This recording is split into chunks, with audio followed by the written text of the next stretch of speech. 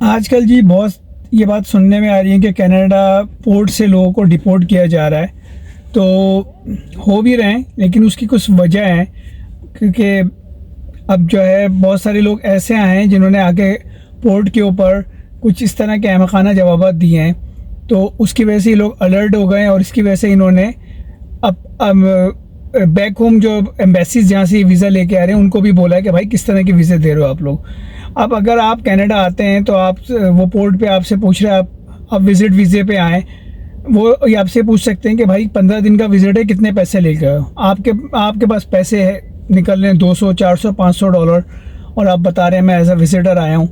तो इस तरह की ये आपसे सवाल हो सकता है कि आप कितने पे, वो आपसे शो मनी के लिए कह सकते हैं। अगर आपके पास पैसे हैं तो आप उनको दिखाएं और आप लेके आएँ पैसे। ज़रूरी नहीं कि कैश में ही लेके आएँ, आप जो है आपके क्रेडिट कार्ड में होने चाहिए, लेकिन आपके पास इतना पैसे होने चाहिए जो आपको बताए कि भाई मैं इतने दिन के अपने एक्सपेंसेस बेयर कर सकता हूँ।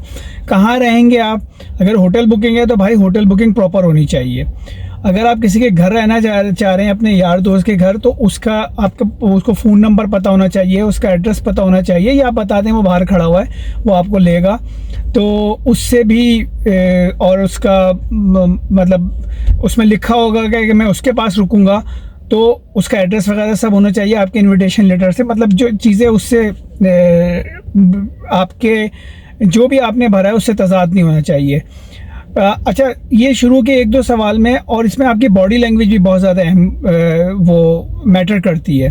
अगर आप के दिल में कुछ और होगा और आप ये प्लान बना के आए कि रहूँगा मैं, और देखिए वो लोग, उन लोगों को ट्रेन किया जाता है, वो फेस रीडिंग करते हैं बाकायदा, इसकी उनको ट्रेनिंग दी जाती है।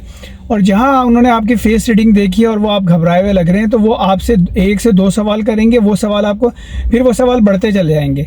वो सवाल होते होते वो हो सकता है आपकी चीज़ें चेक करना शुरू करें। आप क्या लेके आए हैं, आप पता लगा आपने अपने एकेडमिक डॉक्यूमेंट्स लेके आ गए। भाई 15 दिन के लिए आ रहे हो, अपने सारी डिग्रीज़ वगैरह क्यों लेके आ रहे हो? इसका मतलब है यहाँ रुक के यहाँ जॉब अप्लाई करोगे।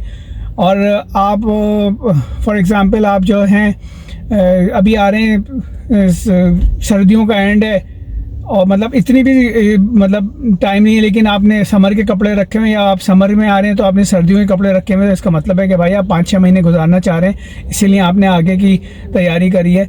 ये शुरू के 2-3 सवालों पर डिपेंड करता है। अगर 2-3 सवाल में आपने उनको मुतमईन कर दिया, पैसे दिखा दिए, पैसे तो वो अमूमन पूछ रहे हैं आजकल, और आपने दिखा दिए पैसे, आपने 2-3 शुरू के सवालों के सही तरह से जवाब दे दिए, कहाँ रुकेंगे, बुकिंग दिखा दी, तो वो हो सकता है बाकी के सवालात ना करें।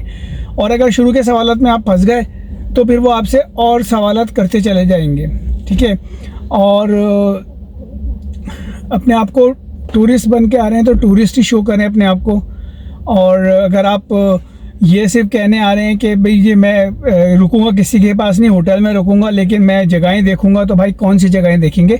जगहों के नाम भी आने चाहिए। थोड़ा सा आप स्टडी कर लें, गूगल ने आजकल बड़ा आसान कर दिया है। आप बता दें भाई ये जगहें मैं इस वक्त ये देखूंगा, और इसके बाद मैं मतलब ये मेरी छुट्टियाँ हैं। तो आपका एक अगर आप जॉब कर रहे हैं तो आपको एक प्रॉपर जॉब लेटर होता है कि जी मैं यहाँ से छुट्टियाँ और यहाँ आके मुझे वापस ज्वाइन करना है। ये तमाम चीज़ें भी आपके पास होनी चाहिए।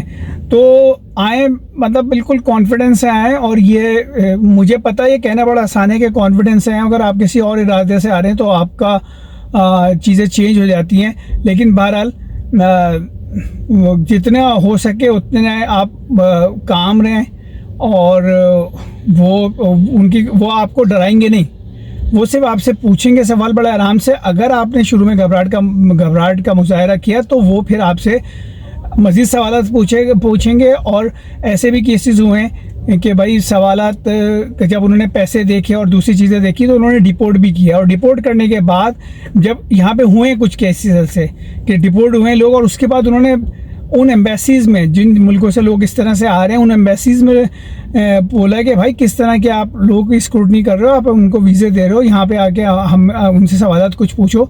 तो आप इसलिए वहाँ पे भी बहुत सख्ती हो गई है। और सख्ती क्या हो गई है? बस ये हर चीज़ हर एक को, वो पाकिस्तान में तो मेरे कई जानने वाले अभी उनके वीज़े रिफ्यूज़ हुए हैं, और मैं हैरान रह गया किस तरह के वीज़े रिफ्यूज़ कर रहे हैं, और एक ही सबको एक ही रीज़न दे रहे हैं कि आपकी टाइज यहाँ पे पाकिस्तान में इतनी अच्छी नहीं है, आप कनाडा जाएंगे तो वापस नहीं आएंगे। तो भाई ज़रा से इन चीज़ों का ख्याल रखें। वीज़ा लग गया है तो आएँ, जाए अपना विज़िट करें, चले जाएं। बाद में अगर आपको यहाँ कुछ रुकना ही है तो एक दफ़ा आएँ, तमाम चीज़ें देखें, अपना होमवर्क कंप्लीट करें, किसी कंसल्टेंट से मिलें, तो लोगों से मिलें, और उसके बाद फिर आप प्लान करके दोबारा आएँ। थोड़े पैसे तो आपके लगेंगे, लेकिन आप इससे ये होगा कि आपका जो है एक मजबूत केस बनेगा। तो ये थोड़ी बहुत चीज़ें जिनका आप ख्याल रख सकते हैं।